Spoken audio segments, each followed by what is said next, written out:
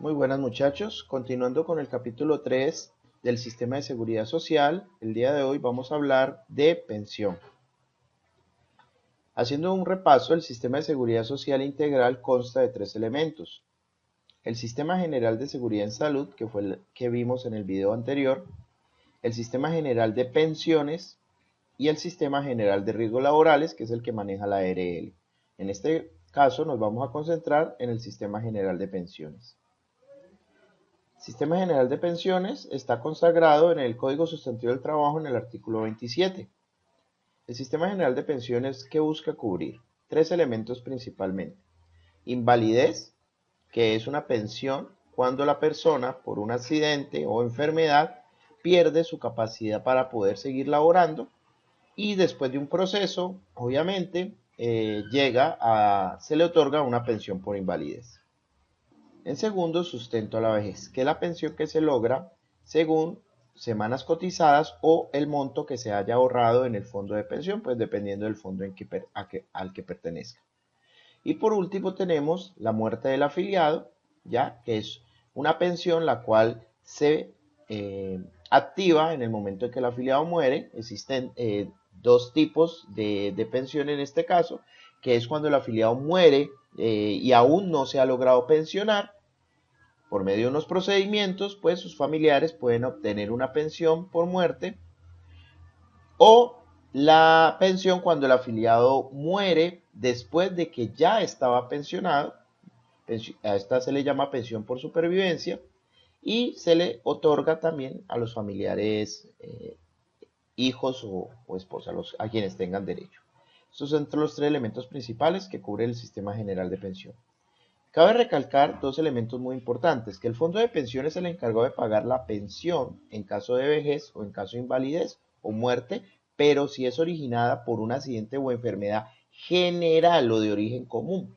En este caso, si es el sistema de pensión el que se hace cargo de esta pensión, si es una enfermedad o un accidente de origen común. Pero en caso de que sea un accidente o enfermedad profesional, será encargada entonces la administradora de riesgos laborales de asumir este pago. Aportes a pensión, Ley 100 de 1993. Dice, los aportes obligatorios a pensión no se pueden retirar hasta tanto no se cumplan los requisitos para obtener la pensión. En caso de cumplirse la edad y no se han cumplido los demás requisitos para acceder a la pensión, el fondo de pensión reembolsará el capital acumulado por el afiliado, aunque el afiliado siempre tendrá la opción de seguir aportando hasta completar el capital mínimo necesario que le garantice acceso a la pensión. Esto también está muy ligado al régimen en el cual esté. Vamos a ver cuáles son los dos regímenes que tenemos en estos momentos. En Colombia, los regímenes del Sistema General de Pensión son dos.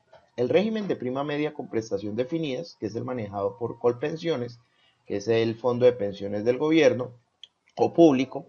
Y también tenemos el régimen de ahorro individual con solidaridad, también conocido como RAIS, el cual es administrado por los fondos de pensiones privados. Ambos tienen unas determinadas características, unas ventajas, unas desventajas, las cuales vamos a revisar en los siguientes videos.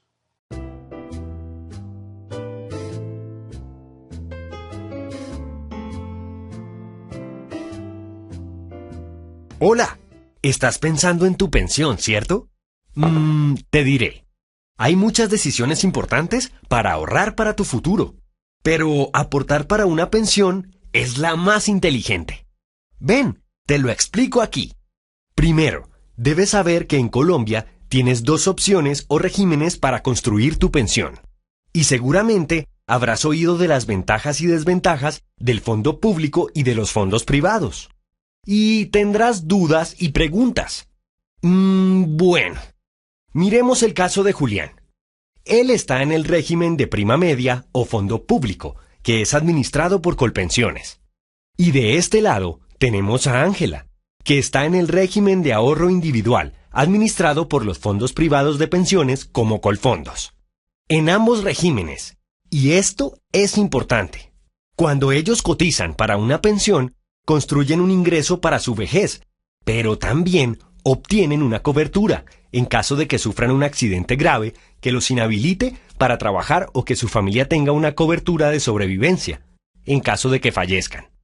Las coberturas de invalidez y sobrevivencia son iguales en ambos regímenes, mientras que la cobertura de vejez sí tiene diferencias. Y veamos por qué. Julián, en el fondo público, aporta para su pensión desde los 23 años.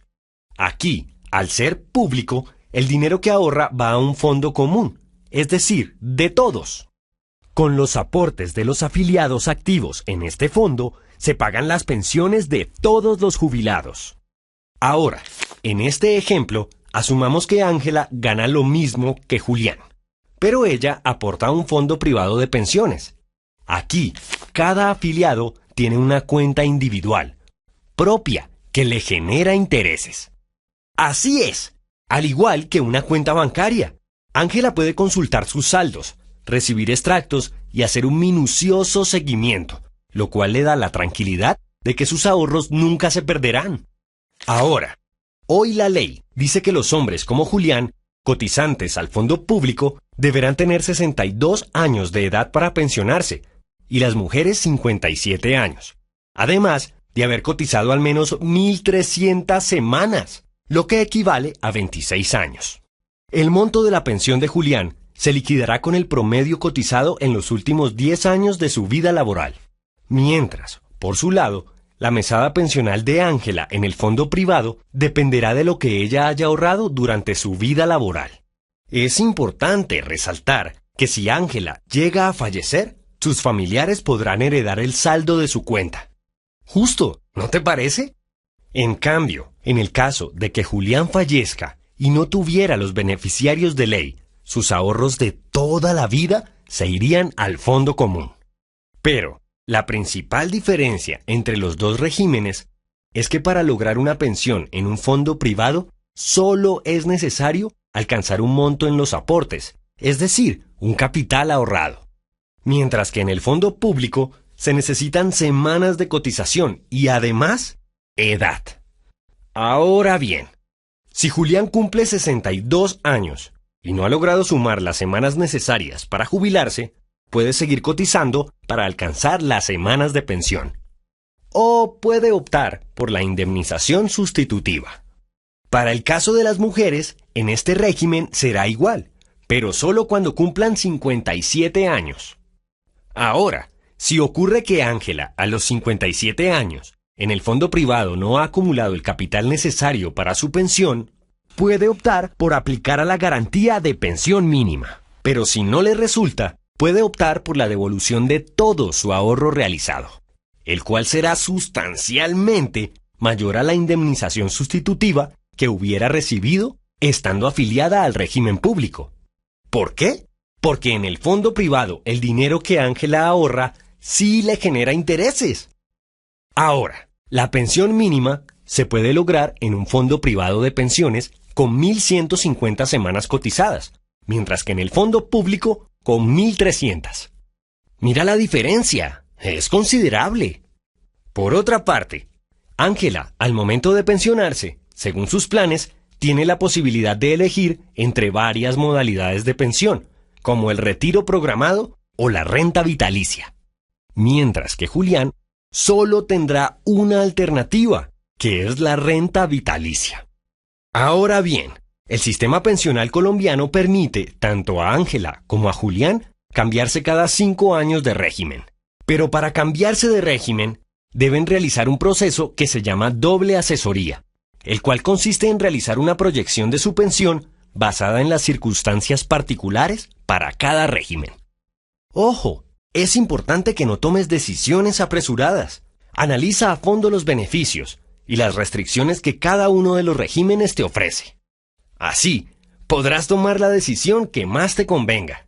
En cualquier caso, no es necesario que tomes una decisión ahora, sino hasta antes de que te falten 10 años para alcanzar la edad de pensión prevista en el régimen público. Mi recomendación es que tomes una decisión informada. Elige el momento adecuado y la mejor opción para tu pensión.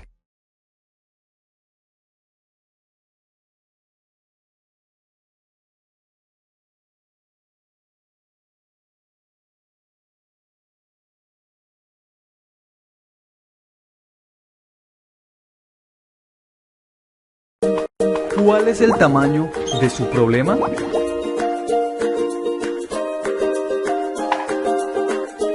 Las personas no saben de qué van a vivir en la vejez y lo peor, no hay cultura de ahorro a largo plazo.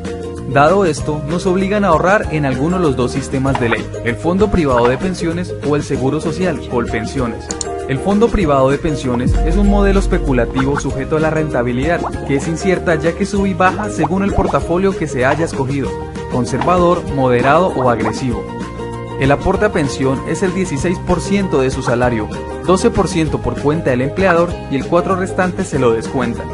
Ahora, de este 16%, el 4.5% se va a PAR, el Fondo de Solidaridad Pensional, el Fondo de Garantía de Pensión Mínima y la Comisión de Administración del Fondo. Y el 11,5% restante es lo que ingresa al ahorro.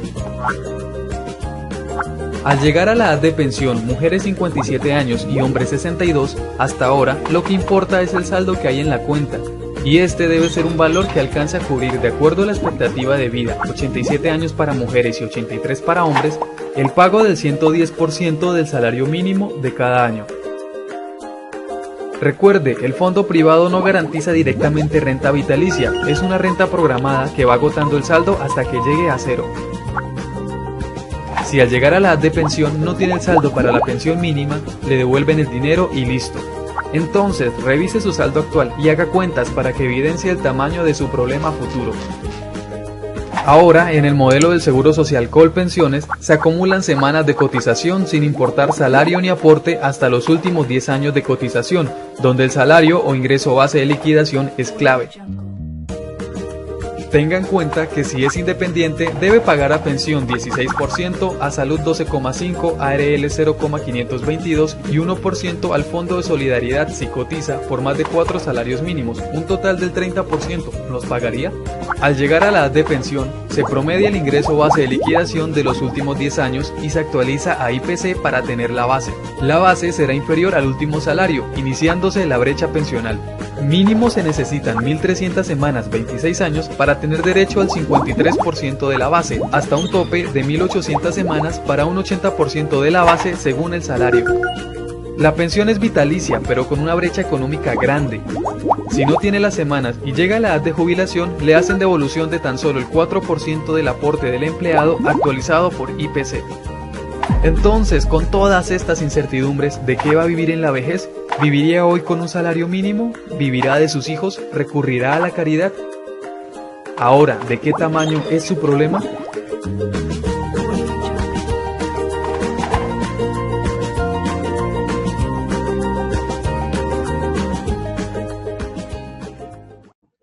Bueno, entonces continuamos.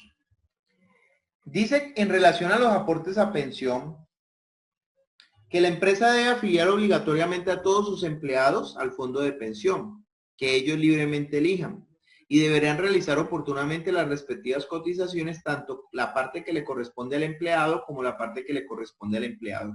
Al fondo de pensiones, muchachos, hay que enviar el 16% sobre su salario.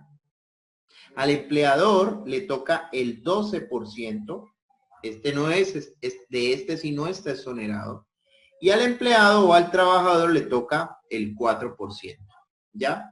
Si la empresa omite afiliar a sus trabajadores al fondo de pensión en caso de invalidez o muerte, el trabajador deberá asumir todo el pago de este, porque la pensión, yo les había dicho a ustedes que no solamente cubre la vejez, sino también muerte o cualquier elemento de invalidez. Dice, la base para cotización de pensión es la misma que para la de salud. Esta es sobre el total del salario devengado.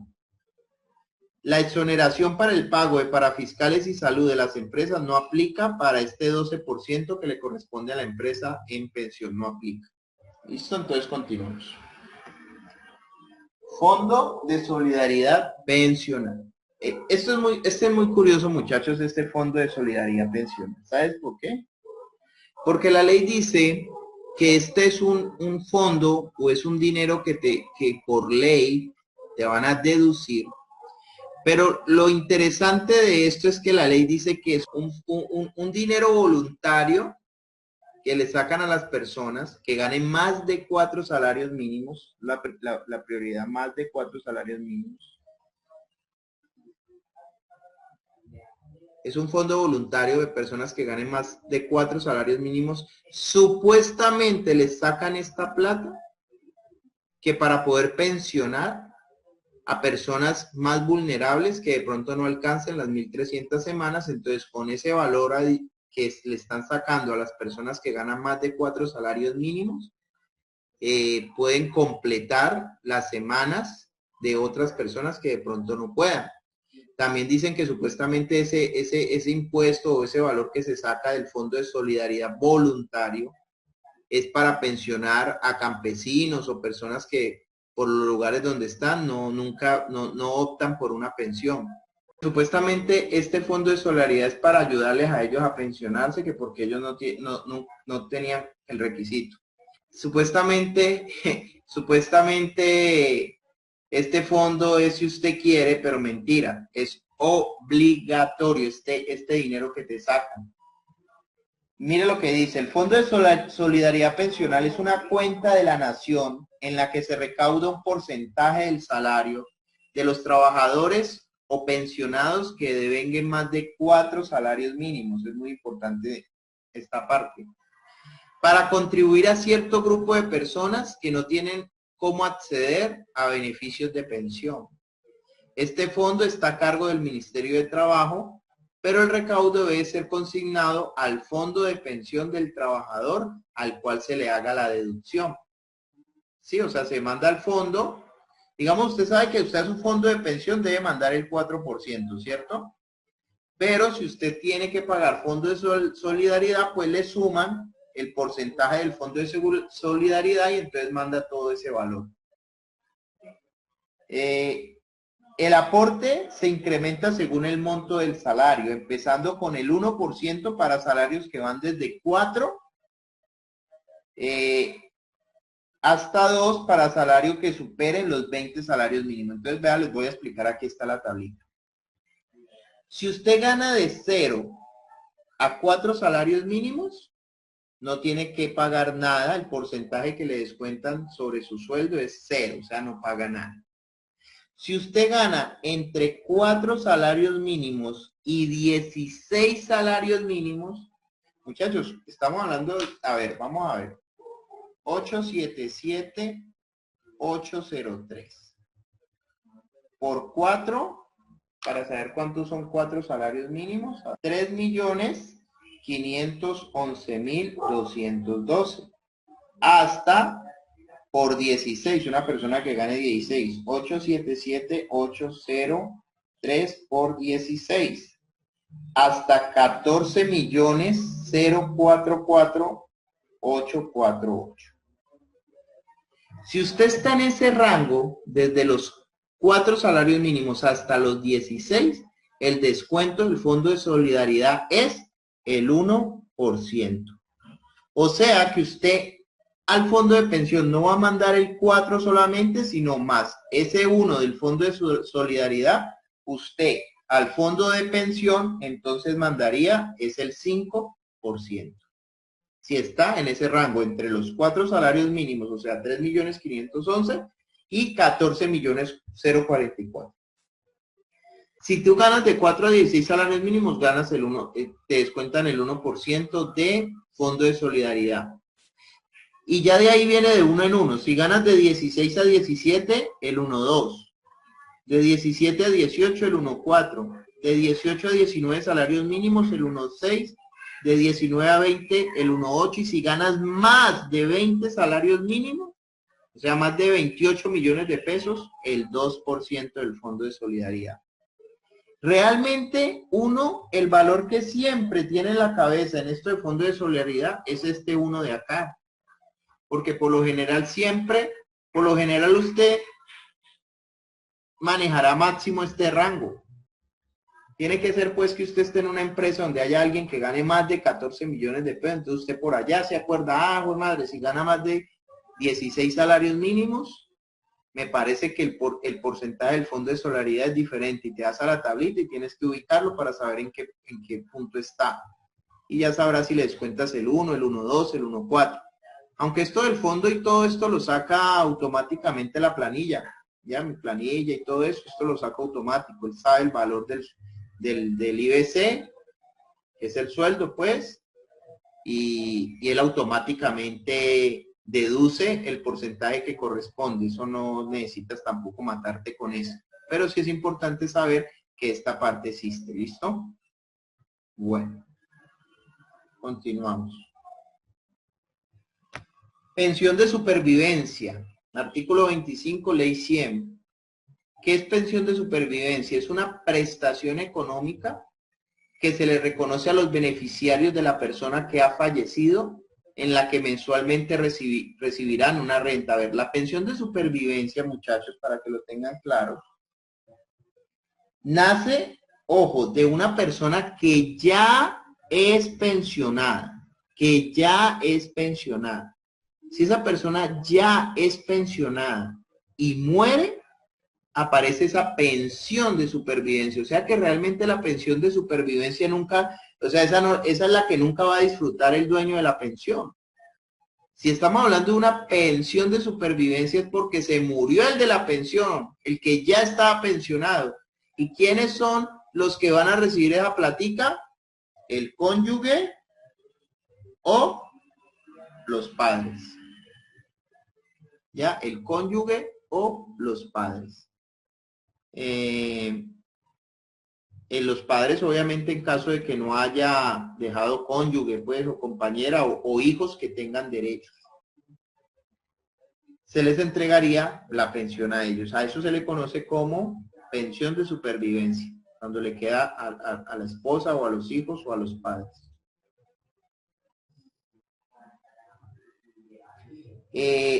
Beneficiarios temporales. Beneficiarios temporales de la pensión de supervivencia. Digamos, si esa pensión le llega a los hijos, ¿sí? Ah, bueno, aquí en estos beneficiarios, aquí estamos hablando de los beneficiarios vitalicios. Si el pensionado muere y le deja la pensión a su esposa o a sus padres, esos dos serían pensionados vitalicios. O sea que eso cubriría a su esposa hasta que ella muera, ¿sí? Y si se le deja a los padres, cubriría a los padres hasta que ellos mueran.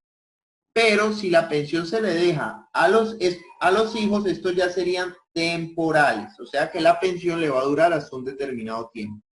¿Cómo sería la vuelta?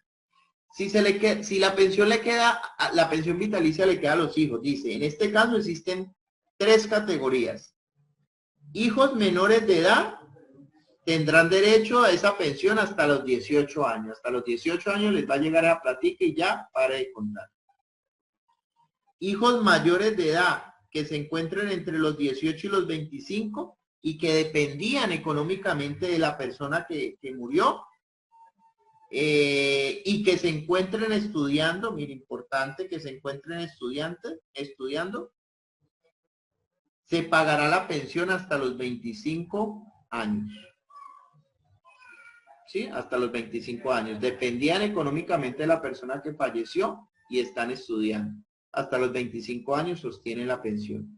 Y por último, hijos inválidos mayores de 18 años que dependían económicamente del afiliado en el momento del fallecimiento. En este caso, ellos serán beneficiados de la pensión mientras subsista la condición de invalidez. Incluso, muchachos, cuando usted tiene una pensión vitalicia y por temas de invalidez, a usted lo obligan a ir cada determinado tiempo a revisarse ese tema de invalidez, y el día que usted, digamos, ya se cure, ese día pierde la pensión. Que mire que eso a veces es una de las cosas que es tremenda para los accidentes laborales. A veces hay una persona que sufrió un accidente laboral y debido al accidente laboral tuvo una disminución de más del 50% de su capacidad laboral, porque le quedó, digamos, parte del cuerpo sin movimiento, un ejemplo. Y entonces obtuvo la pensión por invalidez. pensión por invalidez. Esto es otra cosa aparte de esta pensión, ¿qué? De supervivencia. Estoy hablando de otra cosa completa. Mejor dicho, es abrir un paréntesis aquí. Estoy hablando de la pensión por invalidez. Usted se accidentó en la empresa. Parte de su cuerpo quedó inmóvil. Entonces fue pensionado. ¿Cuál es el inconveniente, muchachos? Usted, por ejemplo, duró 10 años quieto, no se podía mover casi. 10 años le estuvieron pagando su pensión de invalidez. Usted tiene que ir cada determinado tiempo a hacerse exámenes a que la APS garantice que usted sigue con la invalidez. Si después de 10 años, por X o Y motivo, el cuerpo comenzó a reaccionar y usted recuperó un poquito de movilidad, es posible que el porcentaje de invalidez se reduzca de ese 50%. Y si se reduce ese 50%, y si usted ya se recupera parcialmente, pierde la pensión por invalidez, la pierde. ¿Se imagina uno que alrededor de los 40 años se accidentó, le comienzan a pagar pensión de invalidez, duraste 10 años hasta los 50, y que de un momento a otro te la quiten y que de todas formas tú de todas formas estás medio malito? Ya a los 50 años, ¿quién te da trabajo? Y atrofiado, peor dolor. La pensión de invalidez puede perderse, puede perderse. Y aquí, en esta pensión, se le puede dar a hijos inválidos mientras subsista la invalidez. En el momento en que pierdan esa invalidez, pierden la pensión que les dejó el papá. Bueno, el papá, el familiar. Otro beneficiario temporal para esta pensión es el cónyuge o compañero temporal, ¿sí? Es aquel que en el momento de fallecimiento tenía menos de 30 años. Eso es lo que les llaman normalmente por ahí las bendecidas y afortunadas, ¿sí? Que se consiguieron el viejito, o no, pongámoslo al revés. El tipo que se consiguió la viejita, para no, que aquí hay más mujeres que hombres, entonces más bien pongamos el ejemplo al revés. El tipo que se consiguió la viejita, ya que, mejor dicho, tocaba la tumba, ¿sí? Esta persona adquiriría la pensión de la otra que muere, sugar daddy, dice por ahí. Adquiriría la pensión, pero ojo, eso solamente es hasta los 30 años. Hasta los 30 años. Ah, no, mentira. Lo que dice ahí es que en aquel momento en que falleció tenía menos de 30 años de edad y no había concebido hijos. ¿Sí? Cónyuge compañera de es aquella que en el momento de falleció tenía menos de 30 años de edad. Y se la dan en forma temporal, sí, hasta los 30 años. Sí tenía menos de 30 años. Entonces imagine el muchachito, la muchachita de 22 añitos que metió con el pobre viejito ya de 70, o la pobre viejita de 70. Pues si muere, eso le va a durar solamente, si tenías 25, solo le va a durar 5 añitos. 5 añitos. O también dice, o que no habían concebido hijos. Si había concebido hijos, ya eso se le sostiene por los hijos. ¿Por qué? Le seguirían dando las pensiones al hijo hasta los 18, pero eso lo coge la mamá, ¿no? Y por último tenemos hermanos inválidos, que también pueden ser beneficiarios temporales, siempre y cuando exista la dependencia económica al momento del fallecimiento. Esta condición de beneficiario la tendrá mientras subsista su condición de inválidos. Y solo en caso de que el afiliado no haya dejado ni esposa, ni hijos, ni padres con derecho. Si no tiene nada de ello, puede dejárselo a hermanos que tengan invalidez y solamente serán pensionados mientras subsista la invalidez y que se demuestre que dependía económicamente del hermano que fue el que falleció. ¿Sí? ¿Qué más dice acá? Bueno, y hasta ahí, muchachos, prácticamente el tema de las pensiones. Ya